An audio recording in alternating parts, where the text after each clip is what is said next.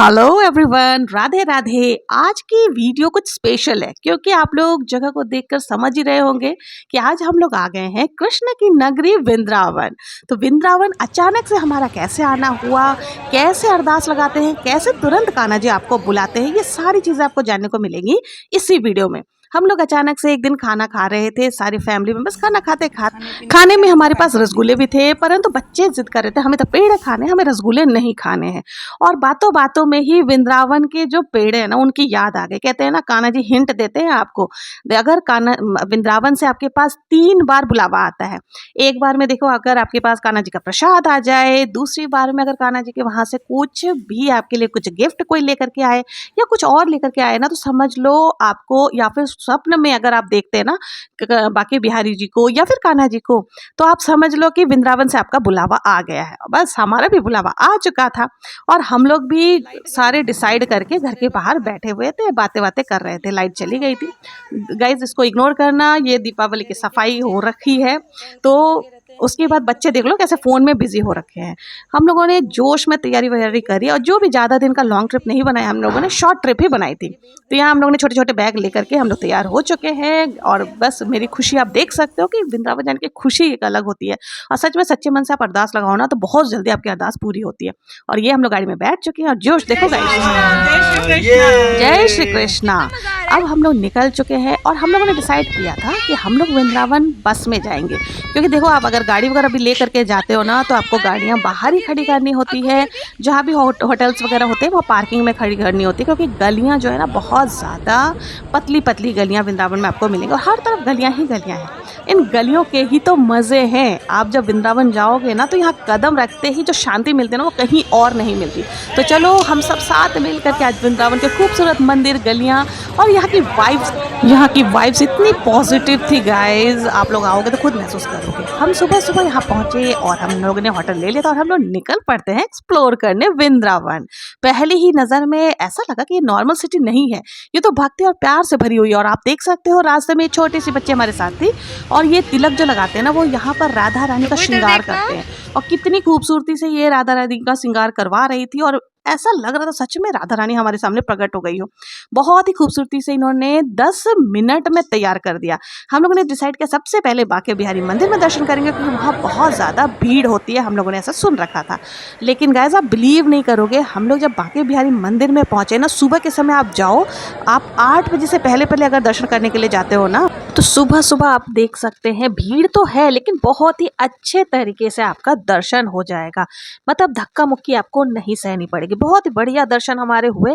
वहाँ से दर्शन करने के बाद देखिए 5-7 मिनट के पैदल रास्ते में ही आपको बहुत सारे मंदिर मिल जाएंगे। दामोदर जी का मंदिर, राधा वल्लभ मंदिर, रंगनाथ जी का मंदिर, गोविंद देव जी का मंदिर और बहुत सारे ऐसे छोटे मोटे मंदिर आपको मिल जाएंगे। तो आप उसी रास्ते में दर्शन करते हुए ही आपको निकलना है। लेकिन हाँ, रास्ते में आपको एक बात का ध्यान रखना है कि बंदर से सावधान, क्योंकि बंदर कब आपके चश्मा और आपका पर्स लेकर निकल जाएंगे कुछ पता नहीं है।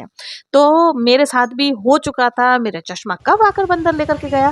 फिर आप उनको फ्रूटी या कुछ दोगे जब ही वो आपका सामान जो है वापस करेगा। तो हम लोग भी दर्शन करने के बाद फिर थक गए थे तो हम लोगों ने सोचा यहाँ की लस्सी पी जाए। हम लोगों ने भी लस्सी का आनंद लिया। वाकई में लस्सी बहुत अच्छी थी। और एक बात मुझे वृंदावन की गलियों की बहुत अच्छी लगी कि आप चलते जाओ, मंदिर ही मंदिर आपको मिलते जाएंगे। एक मंदिर खत्म नहीं हुआ, दूसरा मंदिर आपको मिल जाएगा और साथ ही रास्ते में खाने पीने की काफ़ी चीज़ें मिल जाती। चाट पकौड़े हो गए, लस्सी हो गए, आपको हर मतलब 10-10 मिनट की दूरी पर आपको ये सारी चीज़ें मिल जाएंगे। तो पैदल पैदल हम लोग चलते जा रहे थे, कैसे रास्ता कट गया पता ही नहीं चला। और देखिए बांके बिहारी मंदिर से 5-7 मिनट की पैदल दूरी पर ही आपको जो निधि वन मिल जाता है। ऐसा माना जाता है निधि वन, देखिए यहाँ हम लोग एंट्री गेट पर आ चुके हैं, यहीं पर जूते चप्पल वगैरह आप सबमिट कर सकते हैं। उसके बाद आपको निधि वन के अंदर एंट्री मिल जाएगी। और निधि वन ऐसा माना जाता है कि यहाँ रात में राधा कृष्ण जी रास करते, बहुत ही रहस्यमय और पवित्र स्थान है। और यहाँ पर हम लोगों ने एक चीज़ नोटिस किया कि जितने भी पेड़ थे ना वो एक दूसरे से जुड़े हुए थे, लिपटे हुए थे।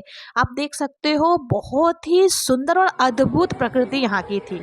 और यहाँ पर एंटर करते ही आपको गाने की आवाज़ें आ जाएंगी। यहीं पर देखिए राधा रानी का सेज भी सजाया जाता है और यहाँ श्रृंगार सामग्री मिलती है, आप उनको अर्पित भी कर सकते सकते हैं और आप उनको प्रसाद के रूप में खुद भी ले सकते हैं। तो वो सारी चीज़ें आपको मंदिर के अंदर ही मिल जाती है। तो और यहाँ पर बहुत सारी गोपियाँ, जो भी मंदिर निधि वन के अंदर एंटर कर गया वो गोपियाँ ही होती है। तो वो सभी लोग जो है ना यहाँ पर मतलब नृत्य करते हुए आपको नज़र आ जाएँगे। और जब हम लोग वहाँ पर पहुँचे तो हमें भी जो गाने की आवाज़ें वगैरह थी वो सुनाई दे रही थी और हम भी अब खुद को नहीं रोक पाए।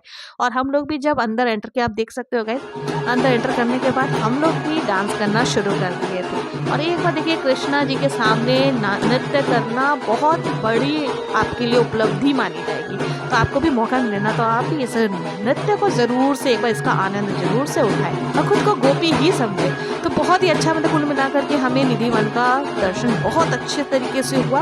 और वहाँ पर एक कुंड भी है। ऐसा माना जाता है कि जब राधा रानी को प्यास लगी थी तो कृष्ण जी ने अपने तीर से उस कुंड को बनाया था। तो यहाँ पर हम लोगों ने सारे कुछ दर्शन करने के बाद निधि वन का हमारा कंप्लीट हो चुका था। पर एक बात ध्यान रखना है कि निधि वन के जो बंदर है ना वो बाहर नहीं आते और जो बाहर के बंदर वो निधि वन में नहीं जाते। ये चीज़ मुझे बहुत ही ज़्यादा अद्भुत लगी। बहुत ही बढ़िया निधि वन के दर्शन करने के बाद मन में निधि वन की यादें लेते हुए हम लोग बाहर आकर के, एक बहुत ही बड़ा मंदिर था, हम लोग सोचे यहाँ पे थोड़ा सुस्ता लेते हैं। तो यहाँ पर हम लोग आराम करने लग गए और मतलब दिमाग में हमारे निधि वन की ही बातें गूंज रही थी कि किस प्रकार से राधा रानी कृष्ण जी वगैरह रास रचाया करते थे। बहुत ही अच्छा, बहुत ही अद्भुत लगा। उसके बाद हम लोगों ने सोचा आज यहीं विराम लगाते हैं और हम लोग पहुंच गए एक होटल में खाना खाने के लिए। वृंदावन के होटल की मुझे एक बहुत ही अच्छी खास बात लगी कि यहाँ पे शुद्ध सात्विक बिल्कुल आपको वेजिटेरियन खाना मिलेगा बिना लहसुन प्याज के। तो आप बेझिझक जो भी वेजिटेरियन लोग हैं जाएं, और खाना बिना लहसुन प्याज के भी इतना स्वादिष्ट हो सकता है ये वृंदावन में जा करके ही पता चला। बहुत ही बढ़िया खाना था।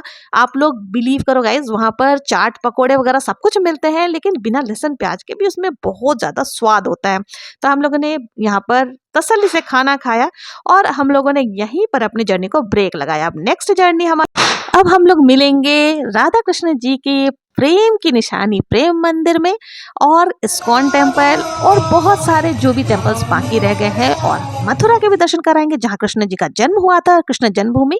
तो नेक्स्ट वीडियो का आप लोग वेट कीजिए, जल्द ही आप लोगों के साथ शेयर करूंगी नेक्स्ट वीडियो। अगर आप लोगों को ये वीडियो पसंद आया हो, जरा भी यूजफुल लगा हो, अच्छी लगी हो तो प्लीज मेरे चैनल को लाइक शेयर सब्सक्राइब करना ना भूले। मिलते हैं नेक्स्ट वीडियो में, तब तक के लिए मस्त रहे, स्वस्थ रहे। राधे राधे।